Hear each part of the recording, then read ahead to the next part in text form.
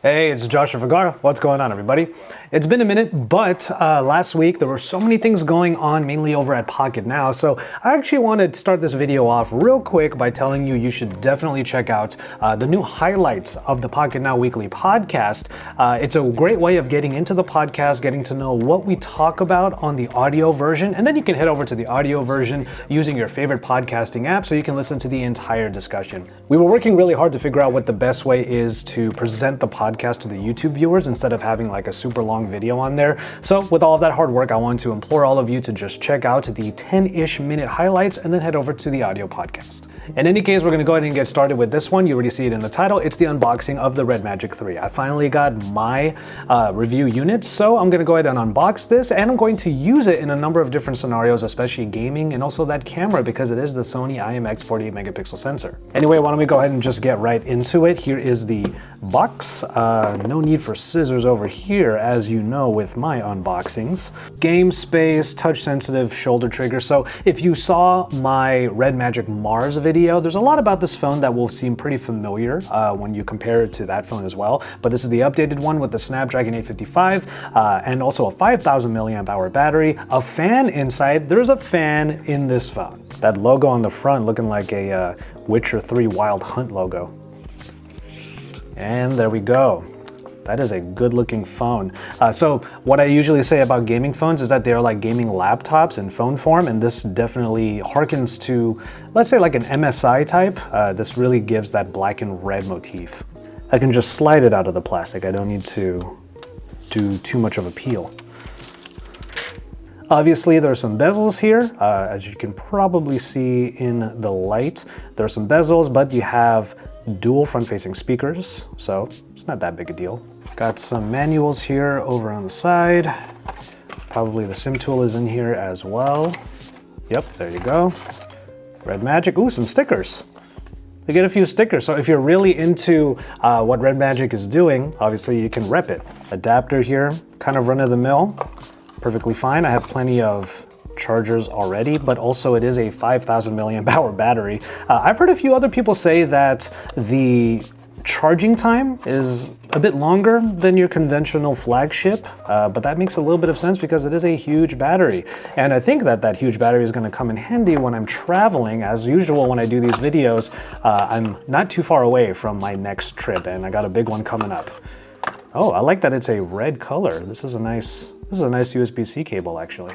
Okay, I just repackaged it. If I'm honest, I'm a little bit disappointed by the unboxing experience. There's really a bare bones set of accessories in here. You just get the power cord and the power adapter, not even any headphones.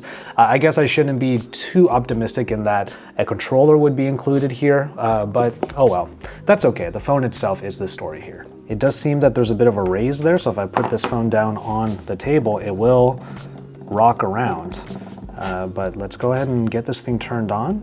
And I'm going to install a bunch of games on here, get this thing ready for a lot of gaming. However, it's not going to be just about the gaming on this phone. Red Magic, or Nubia rather, have done a great job of adding in some real flagship specifications on here that include that camera. So we have a great LED strip here on the bottom. Unfortunately, since you're going to be using the phone and looking straight at the screen, that LED light is basically for the benefit of everybody else. These expansion contacts over on the side also allow you to connect some accessories to here, but clearly I don't have any of those. And then finally, if we go over to the side here, the other side, you have these two recesses here where you can have shoulder buttons. So those came in handy already for the Red Magic Mars, and of course, I'll be trying to use them a lot with this one as well.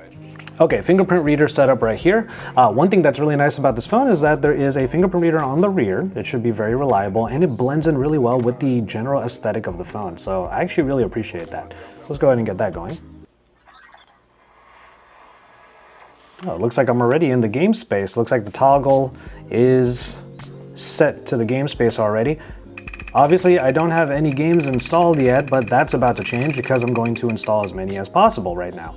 So I'm gonna go ahead and do that real quick. That is your quick unboxing of the Red Magic 3. Again, not the best unboxing experience. It's basically just the phone and what you use to charge it. That's about it. Hashtag continuity error. And now that we're taking a good look at all of our different games, actually there's another view here. that we can use. There you go. So these are all the different games that I've installed on here. Let's start off with the one that everyone wants to see generally, is PUBG Mobile. Now while this is loading up, there is a little bit of a change where you have a dock that can slide over from the right.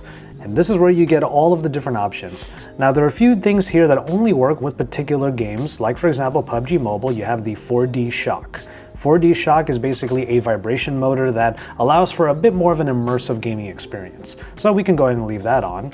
As far as the turbo goes for the GPU and the CPU, we have it on auto, but why don't we go ahead and just go for the super power right here, the super mode. So both the GPU and the CPU are being boosted right now. And of course, if we're going to have that be the case, then let's make sure that the fan is on. So we have the fan running right now. As a matter of fact, if we go into the settings real quick, I can show you the fan itself. There's this nice graphic here of the fan actually moving, and you can turn it on for rapid cooling. The last thing that is likely quite important to many of you out there will be these shoulder buttons. So we have the touch button here, we'll turn it on, and we can map the left and right, let's say trigger buttons, even though they are capacitive up here on the top. So what we're gonna do is have it here. I believe this is where my aim button generally is, and then we have an attack button for the right. Oh no. Well, I can't say I was really trying on that game. Here's a game that I'm actually really enjoying right now. On one of my other devices, I'm actually a little bit farther along, but this one's Grim Valor. You might have seen me play it on the Red Magic Mars as well. Now, the shoulder triggers are probably not going to be as useful in a game like this. You already have some pretty simplistic controls on the screen, and you have everything that you need in front of you. So, dodge and cut. So, pretty simple. And finally, heading back, you can still hear the fan going. I have one final game that I want to harken back to. It doesn't look like I added it to the list, so let's go ahead and do that. Adding games to the list, that's the one right there. Again, not quite the kind of game that you would use those triggers for, though I'm sure there are some applications where it might come in handy. But you have everything you need here.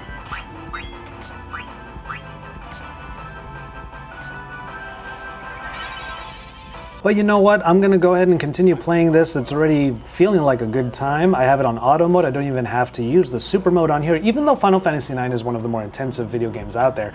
But in any case, I'm gonna go ahead and call it on this one. Thank you so much for watching this unboxing and first gaming experience with the Red Magic 3. This is a fun phone, and in this video, I focused on the gaming capabilities. After all, that's one of the marquee features of this phone, and I will get into the cameras a little bit later via a real-world camera test. After all, we have the Sony IMX 48 megapixel sensor on here, which is really exciting, and it should give this phone some pretty good photo and video capabilities, but that remains to be seen in an upcoming video. In any case, I'm going to go ahead and call it on this one. Thank you so much for watching. Subscribe to my channel if you haven't already, and remember to drop some likes on these videos so I know you like what I'm up to. I'm so close to 100,000 subscribers, so I hope that we can all celebrate that together pretty soon. And then get into the comment sections and let me know what you think of the Red Magic 3 and any of the other content that I'm making here on my channel. From there, I'm going to go ahead and call it on this one. I'll see you in my next video, and until then, I will just remind you to enjoy your tea, everybody.